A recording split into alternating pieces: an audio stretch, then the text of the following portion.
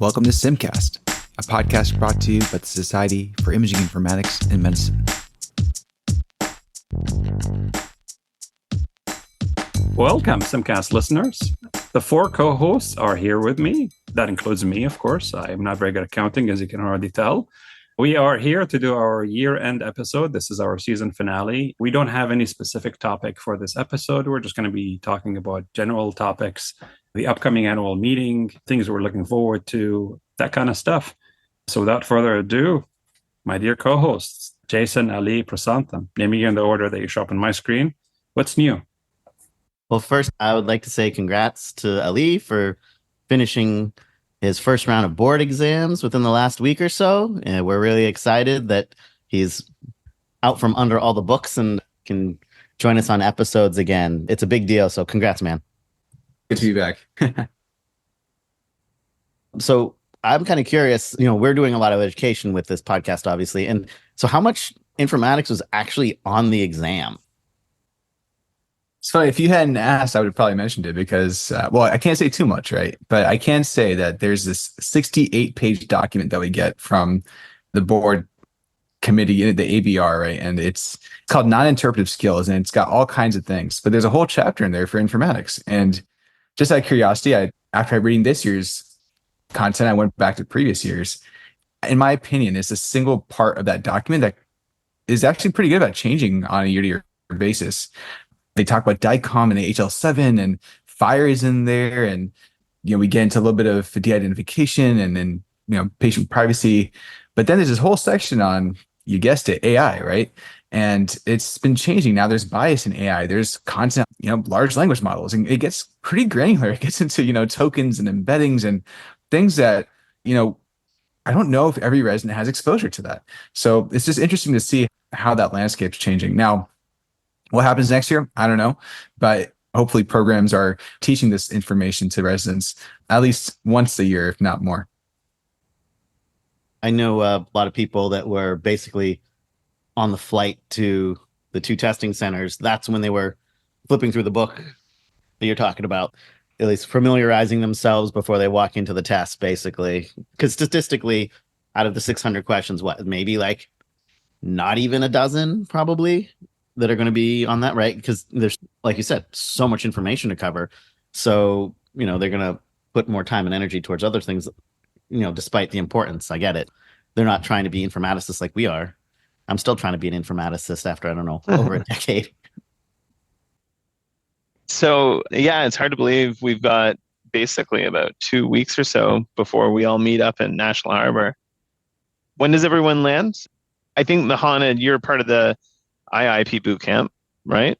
Yeah. So you'll be there the day before. I'm participating in that as well, so that should be fun. I've participated that a few years. So in years past, I focused on operations, and this year we'll be covering project management and procurement as well. What topic are you covering, Mohannad? It's funny that you ask because I was asked to cover medical imaging informatics. And when I was initially asked to cover that topic, I assumed it was a placeholder that they forgot to update to an actual topic. So I circled back saying, I'm glad to participate. What's my topic? And they're like, no, your topic is actual medical imaging informatics. I'm like, okay, it could not be more vague than this. Luckily, they gave me a table of contents. I kind of knew what to expect. And I will tell you, it's an honor to be asked to be part of this. That being said, it's also not easy because in this case, and I'm sure it's true for the other topics as well, you're asked to cover a big topic, but you have 45 minutes allocated. It's hard, very, very hard. Yeah, I think procurement was 15 minutes, so I had to trim back my stories. And that's not an easy topic from many points of view because, if you're in a private hospital, you have to follow hospital policy and things like that. But if you're at a university or government facility, there's tons of policy and regulation that you have to follow, like, state, maybe even federal, like VA has got to be federal, right? And then, you might want to get one thing, but, it's not part of the blah, blah, blah, whatever pre-approved, or, we already have discounts with blah, so then it's like, okay, well, let's look at some other things. And, and it kind of does shape, the decision matrix very quickly. So that 15 minutes, man, that's not a lot of time to talk about something that's got a lot to it. Yeah, I sound like Eminem when I'm speaking. I'm trying to ram it all in. Mom spaghetti. It's funny that you say that, Jason, because that's basically my experience recording my part. I recorded my videos and I found myself speaking so fast that in between recordings, I'm actually having to breathe, modulate my breathing. Yes. True Yeah. story. Wow. It's funny. I actually literally was thinking as I finished recording, because for me, if I consume somebody else's content that's recorded, I speed up the video. I'm like, nobody's going to be speeding this up because it's already sped up. Probably turning it down to half speed. So I was listening to NPR. Wait, don't tell me. And they were talking about like Taylor Swift concerts outside this country because a lot of people from North America fly to other parts of the world because it's cheaper and easier to get tickets. And they were saying that like her workout is she'll be on a treadmill for, like 3 hours singing all of her music, right? Because she has to dance and everything else during the show. So yeah, I'm like, holy crap, that makes sense. Like if you can sing and run. So I'm thinking like, maybe we need to revisit our podcaster workout regimen or, presenter workout regimen where we're gonna have to run and do our presentation so that we have the voice to speed through and be able to breathe. Is anyone doing anything else? Participating in any other sessions at SIIM? So we'll be hosting an AI lab this year on large language models and prompt engineering. But I was looking at the lineup, and it's a pretty exciting group of AI labs. Now, I gotta be honest, I haven't done too many in the past, so I'm excited to be a part of this. But there's a solid listing of just diverse topics throughout the week. I saw George Shee and Adam Flanders are hosting one on multimodal AI, and I'm thinking it's more of a generative AI talk. But to be able to sit there with experts and actually get hands-on experience seems really valuable. You can take this is knowledge, the skills that you can take back to wherever you work, or even if it's just a hobby, right? But you can take it back and actually translate it, I imagine, sooner than you would from maybe just a more traditional didactic or a talk. So excited to see how those pan out. I'll probably try to catch a few myself, if anything, just to see how they do it. But yeah, otherwise, just looking at the program, man, there's a lot of AI. It's one of those things where I talk to residents and they say, "Oh, you're into informatics, tell me about AI." And I'm like, well, let's stop right there because, it's not just AI. There's so much more to informatics. I think that's part of the challenge. I think the program's got AI is represented, but it's good to see some more, traditional informatics content represented too. I saw, content on Link, on Redlex, on decent amount of enterprise imaging on there too. So one of those, I think, struggles that's coming to view is reminding the audience and attendees that there's more to informatics than AI. We'll see, a lot going on for sure. Something about AI that caught my eye was I just recorded with Jim Whitfield on data security and patient privacy. And so at 7 a.m. on June 28th, it's the AI Act. And so this is the imaging informatics across Europe. And so we discussed a bit about that in that episode. And I'm interested to go deeper. And, it's interesting to see how European legislation, GDPR and things like that are different than what we see with HIPAA and so on. And, I don't want to steal the thunder of the other episode, but, Jim's positing that a lot of the things that we see in Europe, like GDPR, have been built more recently and so on. So that allows, a different way of having the framework shifted and all that. But anyway, the AI Act, that's one I'm definitely got marked on my calendar. No, it brings up a good point just because like HIPAA's fairly old, comparatively speaking. And who knows the next time our government in the States will be able to put something else in that realm out. It seems like the EU is a bit more nimble that way, putting out this data protection and stuff because it was like the GDPR came out and then like, I don't know how many years before like California did something similar, right? But it was years, it wasn't months, right? And obviously we all know the importance of these things. I mean, the EU said everyone's going to be on USB-C. They forced everybody onto this standard, right? Basically. So as a way to cut down electronic waste, yada, right? So it's definitely interesting to see how Europe has been taking the lead in many of these things versus, other areas of the world potentially, I don't know. What do you guys think? It's interesting as well from the innovation perspective. And maybe this is going to step in a landmine here, but Europe is, if we count England is an extension of Europe, the birthplace of AI, but we don't see innovation happening there as we do in the Valley and so on. So it's interesting to see, we have legislation that's going to form the future of a lot of things around imaging informatics and AI. But yeah, just culturally, it's interesting to see we don't see that same type of innovation coming from the older continent there. So I think there's at least 2 sessions on AI governance. There's one definitely on Saturday there, and it's more of an open conversation. I think it's really picking at what should we be thinking about. I think it's like you said. I think I'm not saying there's a linear or like a timeline kind of association here, but I think in terms of the process, it's more thinking about, well, what should we be thinking about in terms of regulation, in terms of some of those governance aspects, right? What's the FDA's role? And kind of, I think that's just a big question that seems to come up quite a bit, right? Is that we see all these different vendors, we see, in-house development of these generative AI tools now, but at what point what do we consider in terms of actually regulating their use? I think we're seeing, clinical deployment that will outpace that regulation. Yeah, I always think that this is a good time to, have that prospective approach of thinking, okay, these are the borders, these are the boundaries that we're putting in place now versus, if you think about 5 years ago, when we started seeing just imaging AI kind of start to flourish, learning things in retrospect, right? Things like bias, things that we didn't realize until we saw it in practice.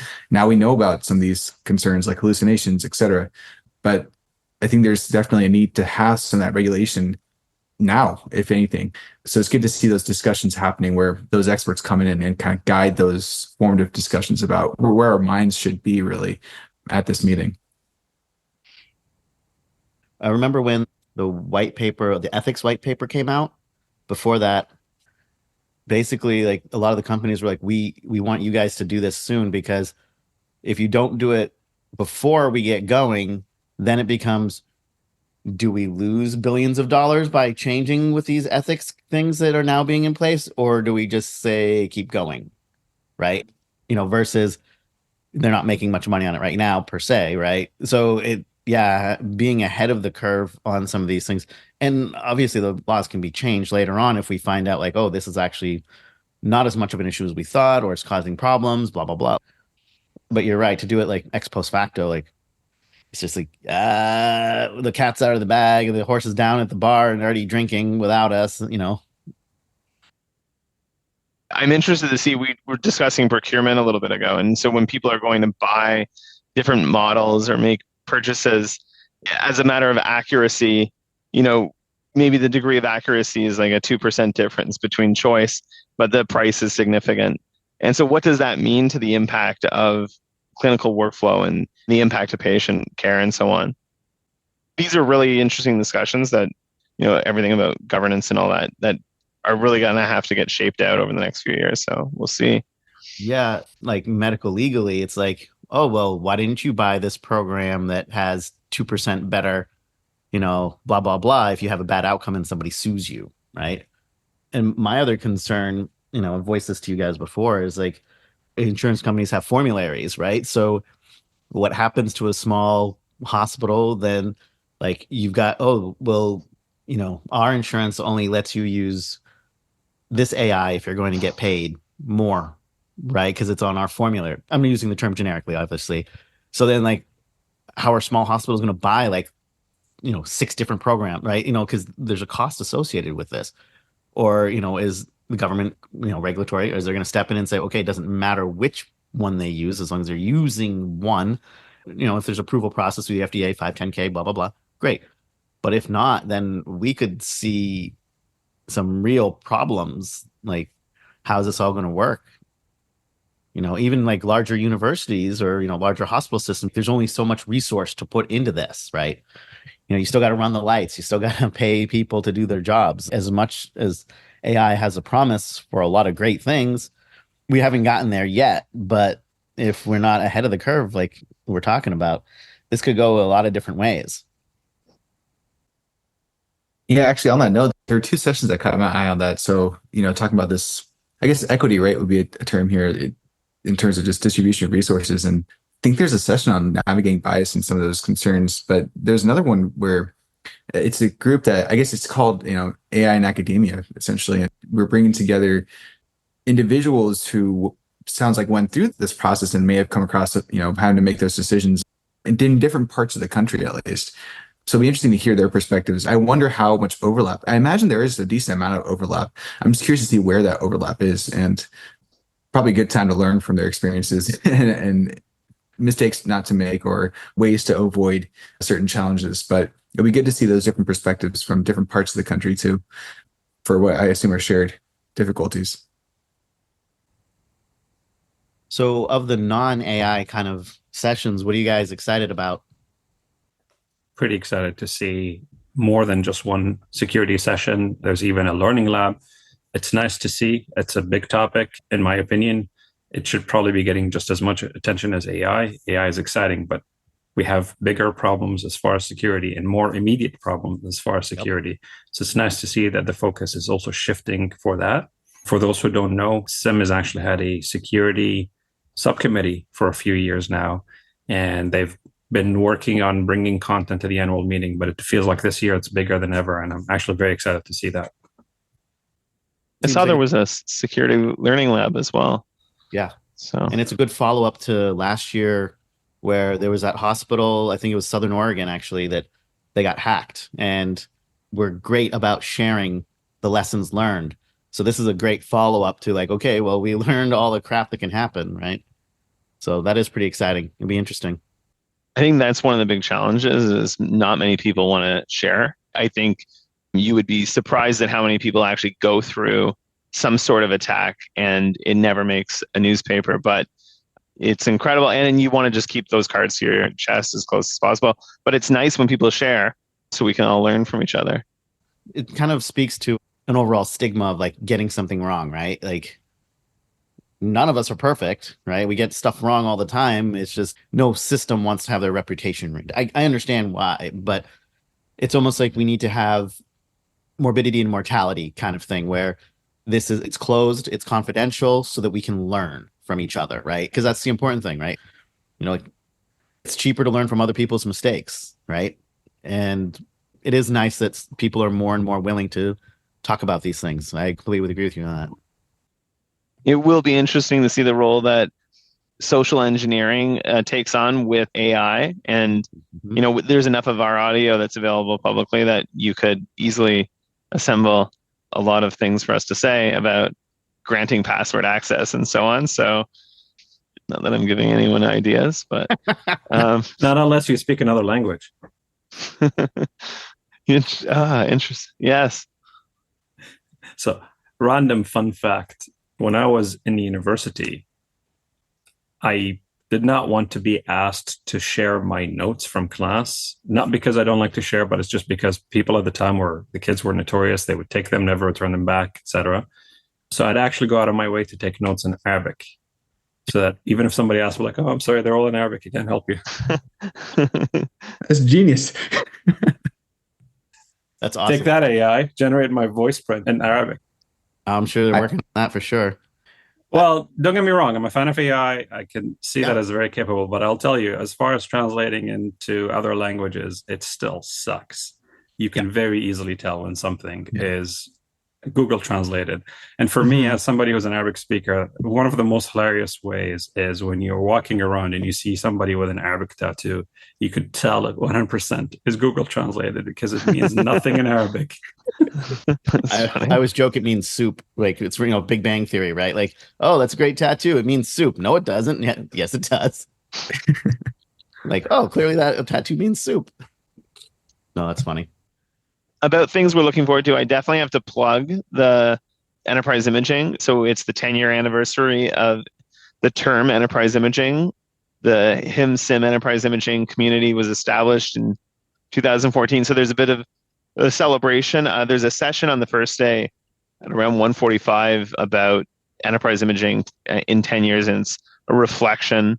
Yeah, there's a bit of a celebration on the last day. We've been brainstorming some games and things like that and some trivia.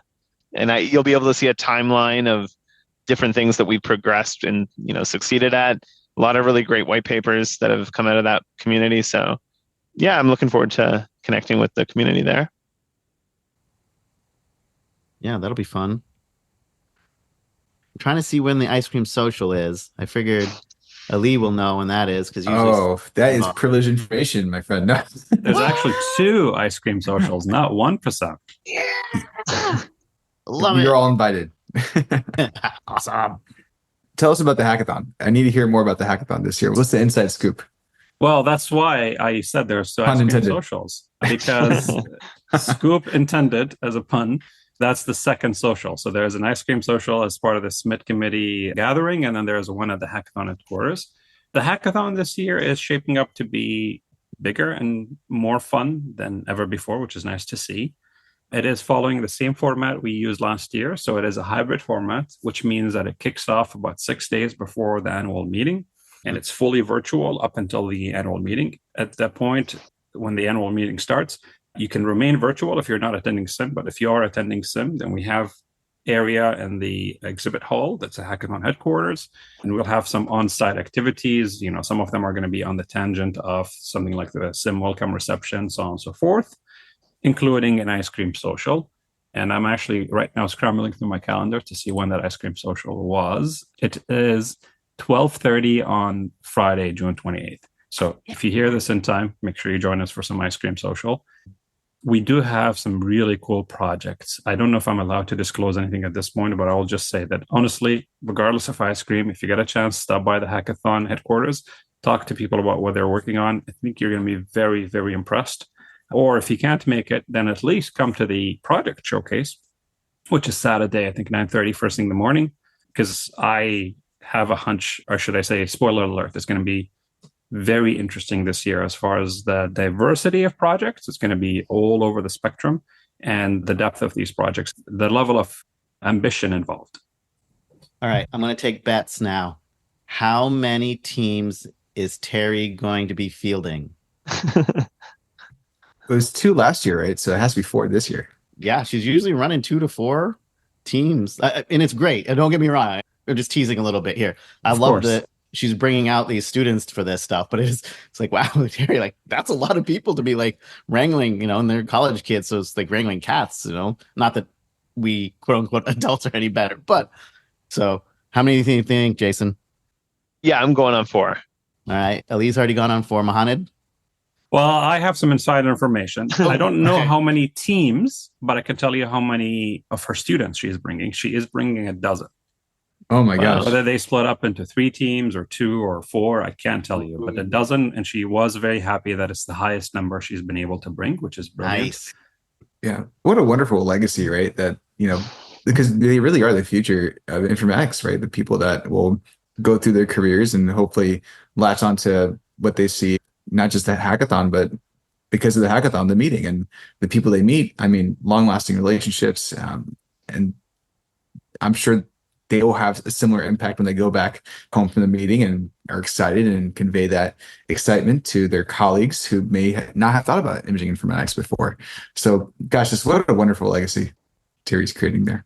Yeah, and all of us going through, school and whatnot, it's like, why are we learning this a lot of times, right? Like, because it's like, no, hands-on learning, talking to people, like, yeah, this is what we're going to do with this information. It really is so handy. Like, oh, because I'm going through calculus, like, who the heck cares about area under the curve?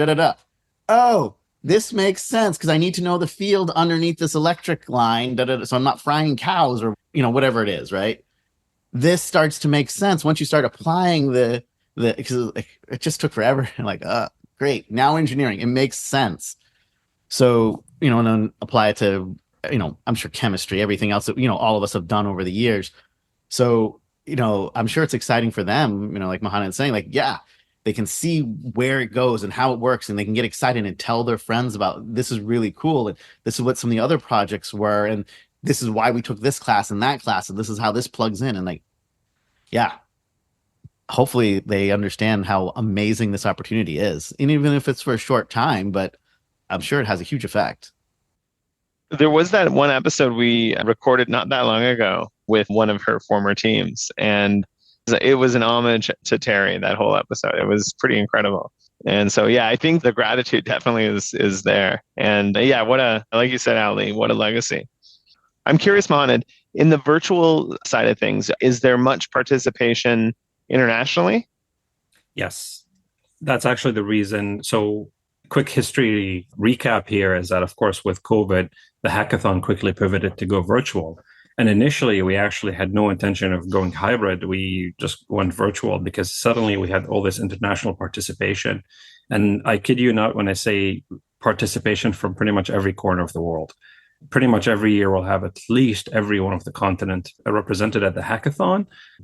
Maybe one less or one more, but generally it's been pretty consistent. That being said, we were asked to bring the hackathon positive energy back into the annual meeting, which is why last year we went back to going hybrid so that we have some stuff on site and then a lot of it. But yes, over the years, we've had people from corners of the planet, like we've had people from Korea, we've had people from South Africa, plenty from Europe, so on and so forth. It's been a very rewarding experience, I would say. I want to know what Team Penguin has been building. Antarctica. Yeah. Oh, no, that's the one continent we've not had represented yet. But I'm talking about inhabited content. Well, I wouldn't be surprised because, people live there, the researchers, and they have kids there. They have small schools and whatnot. So it's definitely possible.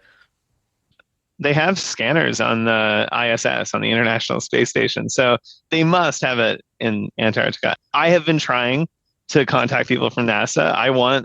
If anyone is listening to this and has a contact, let us know. I would love to talk to someone about just different aspects around image exchange.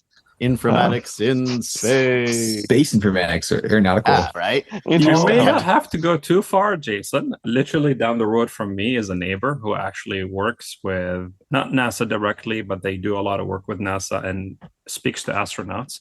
She actually helps study the effect of space on living bodies. So she is often actually conducting remote scans of people using ultrasound machines and whatnot. And I would imagine these are images they probably transmit back home. I'll make an introduction at some point.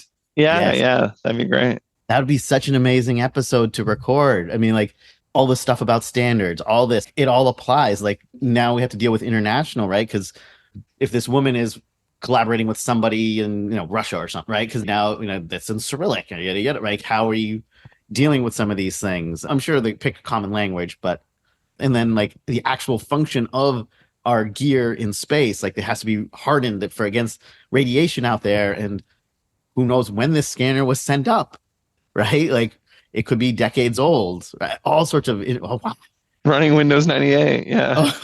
Oh my God. If I had to bet, those scanners are probably ancient, because in my conversations with my neighbor, I think I once asked about DICOM. She's like, I have no idea what you're talking about. Wow. Oh my God. That would be incredible to talk to her.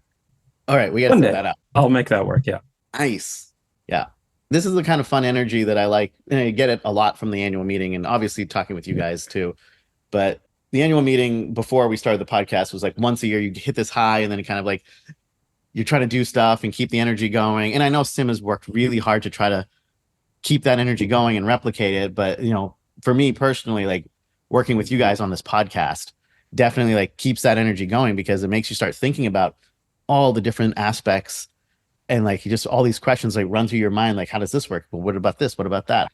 That's one of the things that's kept me in informatics is just that excitement and curiosity of learning. This field has been great for being a lifelong learner and wanting to learn more. And even stuff that about, things have changed, right? And there's always some new, slightly different aspect to look at it. Like we usually focus more on like technology and, some of the standards, but sometimes like the legal aspects, like we're talking about regulatory stuff. And yes, we've had speakers come to SIM, don't get me wrong, but it's not something like any of us are well versed and immersed into, right? Like we know some stuff, obviously. So, you start talking to those guys and they start bringing, I never thought of that. Like, why would you consider this a certain issue? And then, of course, working with our clinical brethren, right? So I remember going to one of the derm things and they're talking about white balance. I'm like, oh my God, we are so lucky. We think we've got problems. Holy crap. It's really cool. And of course, Sim has lots of more and more every year, the annual meeting things. And I saw that there's like an informatics in Japan time slot and it's not in the middle of the night, which is good. And, we're trying to definitely do more international stuff too. I'm waiting for Alok to, run his informatics in the Middle East sessions. I can imagine Yeah, a theme song for that. Arabian Nights. So some colleagues from other countries were hosting this AI Without Borders session. It's a catchy title. I'm curious to see what challenges they have too. Jason, I know you're traveling recently. When are you presenting about your experiences, right? With informatics abroad? Nothing at SIM this year regarding my adventures abroad or anything like that. But yeah, I did just get back from Nepal, which was part of a RAD-Aid volunteer trip. And I can't recommend it enough to everyone. I think Mohannad is dipping his toes into looking at being interested in that. What's really cool is that we did a little webinar regarding the experience. We had Dan and Amina from RAD-Aid present as well. I've heard from Mohannad that was kind of inspired to do some volunteering for them, and another person as well. So it's really nice to hear people motivated by this. It's the most enriching thing I've done that is related to my career. What did you guys work on when you were there? So this time around, it was a year and a half after they had a PACS installed. And a lot of what we were looking at was things related to change management. So prior to the PACS, they had figured out ways to set up open source things like Osirix or Horos. And so they had devices that were integrated with modalities that they were familiar with reading on. And now they have a PACS. And the challenge is trying to get them to use the PACS. And one of the challenges is in some functions, the PACS might not be able to do exactly what the viewer can do that they're familiar with. And so it's changing human behavior and working on why it's useful. One of the really cool things they have there is they have an integration with their local PACS with an AI tool called Cure AI. And they are using their chest algorithm. As long as it has the word chest in the body description to qualify it for transfer to Cure, Cure will receive it and then provide back a couple analytical reports. So one being a report that says, if it's abnormal or normal, and then one that would indicate where to look, for the abnormality if one exists. And it's very, very cool seeing this in operation, especially in a resource poor area, and seeing these cutting edge tools. But it's just the biggest challenge is trying to get people to use the system effectively and properly.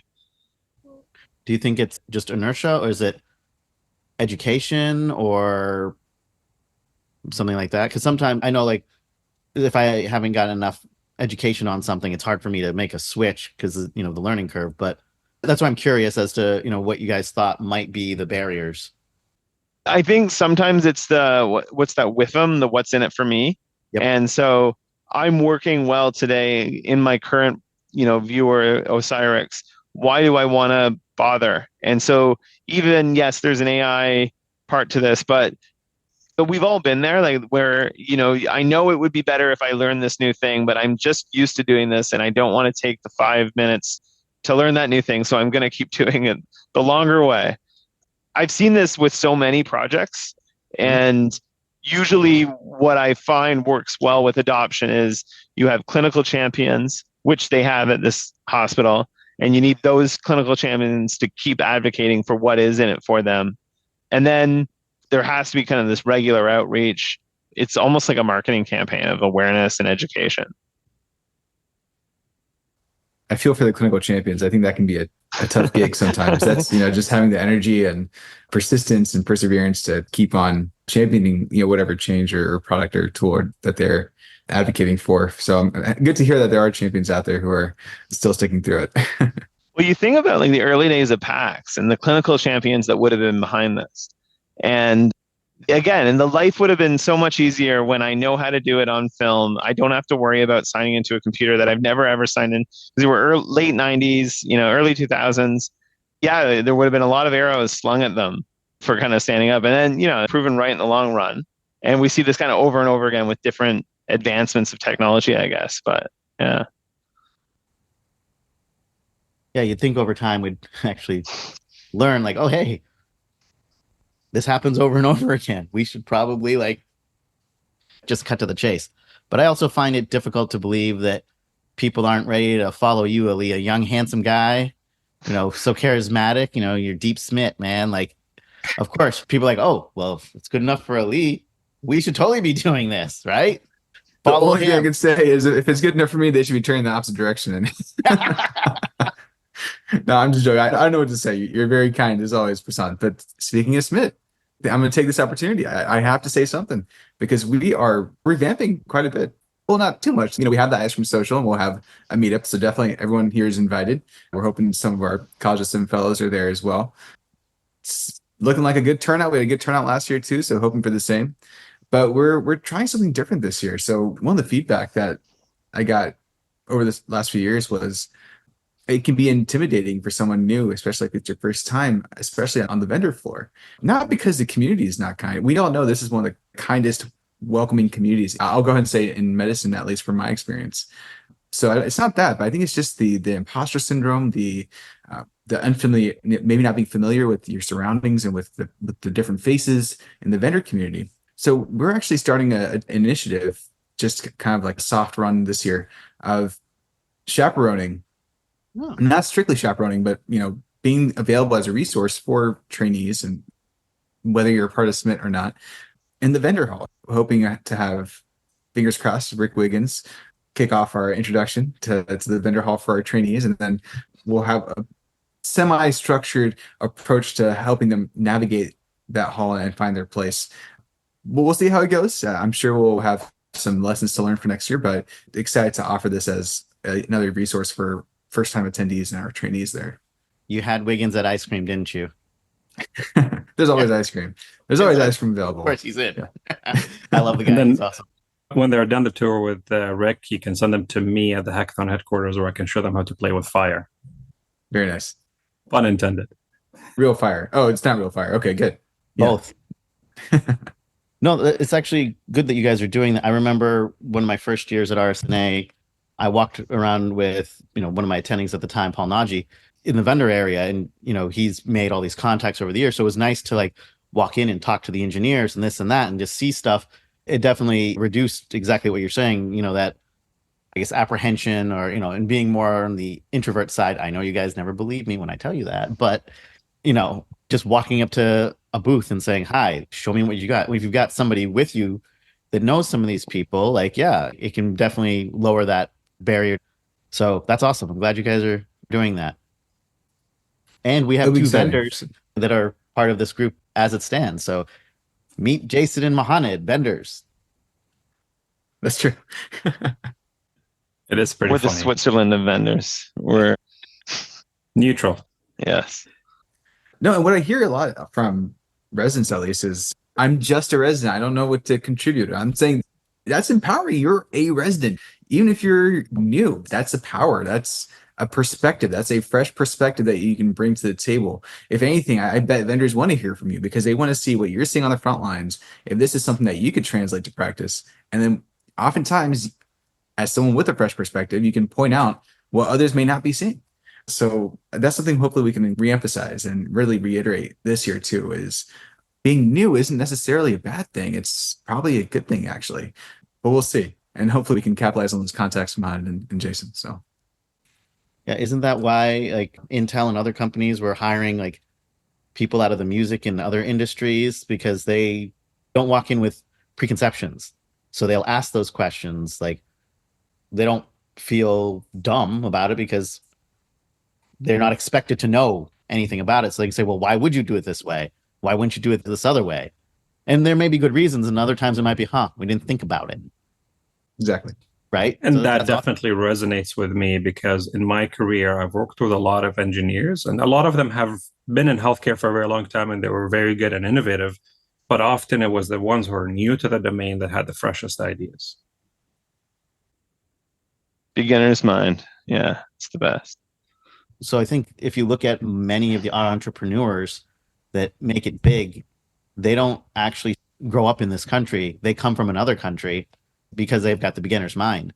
They see the holes, right? Because they come in with a different perspective. And then they're like, oh, well, why wouldn't you do this? Right? I want to shift the conversation in a different direction because I think Ali and I have a duty to cover philanthropy in the SimFund event.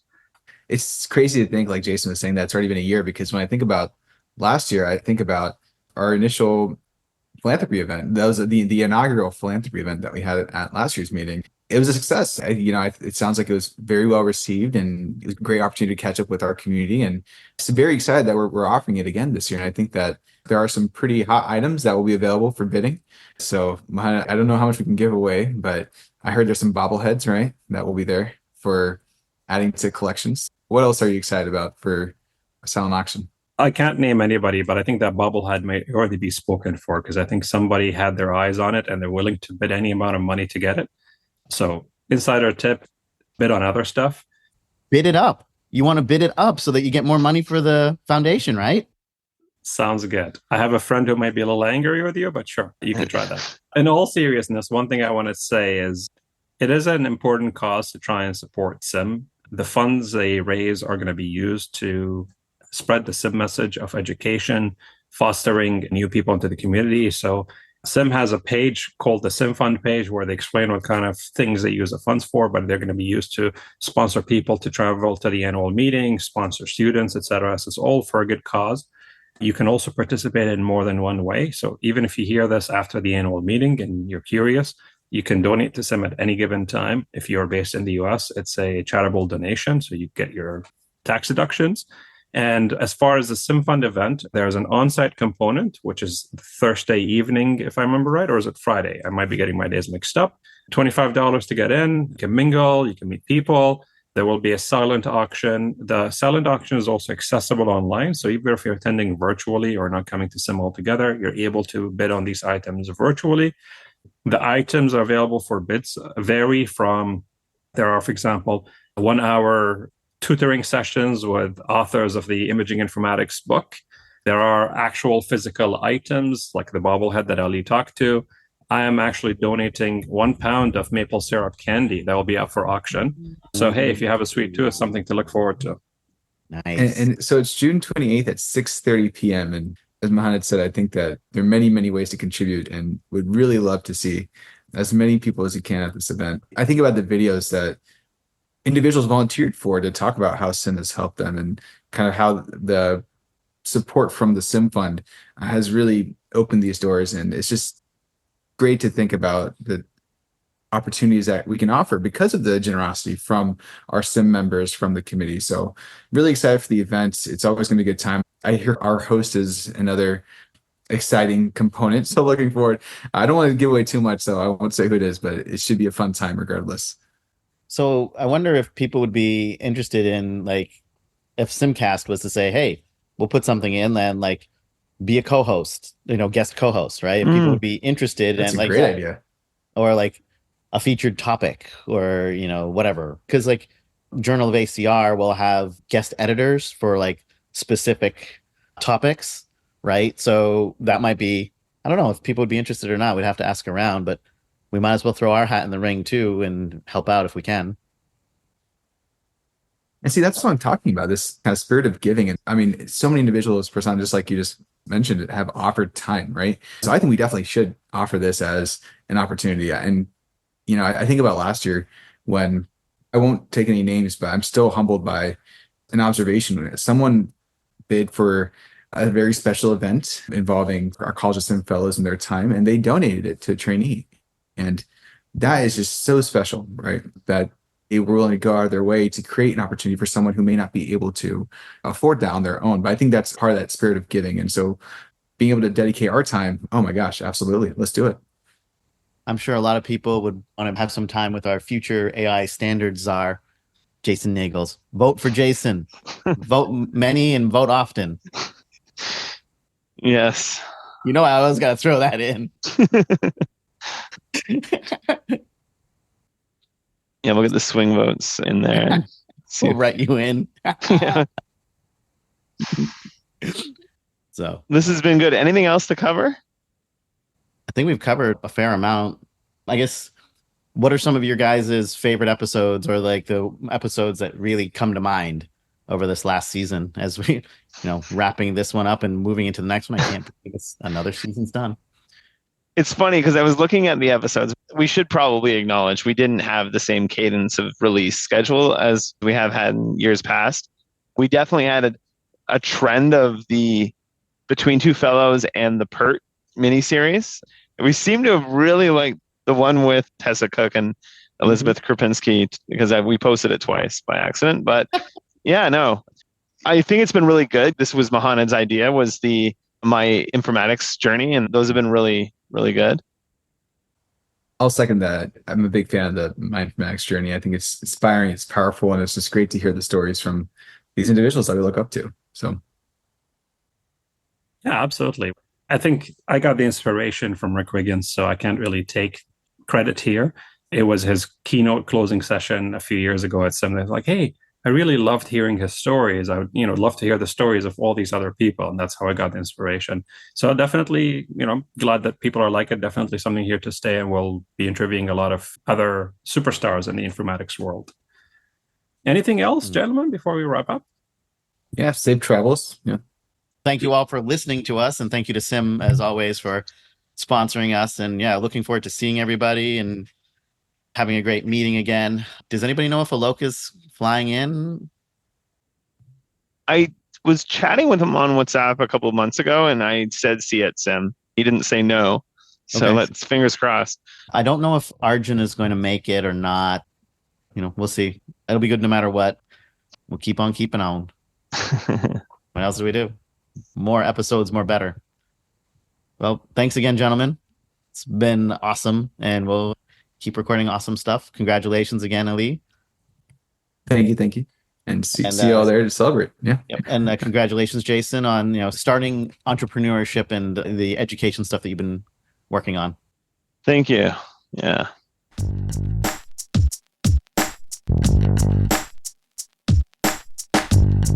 SIIMCast has been brought to you by the Society of Imaging Informatics in Medicine. Please visit our website at SIIM.org for more information and educational content, including webinars and an archive of prior episodes. Please follow us on Twitter at SIIM_tweets. Thank you to our listeners for your continued support.